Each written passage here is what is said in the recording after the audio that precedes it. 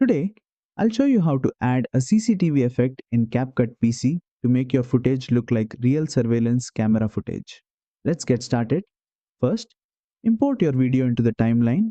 Now, go to the effects panel and search for CCTV.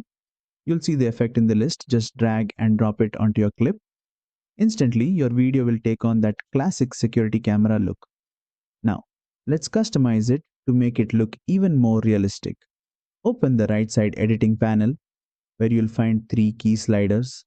Strength controls how intense the CCTV overlay appears. Range adjusts how much of the footage is affected.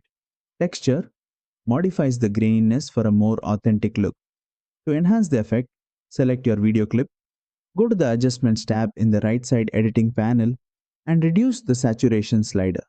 This removes the vibrant colors and gives it a washed out black and white appearance, just like real CCTV footage. And that's it.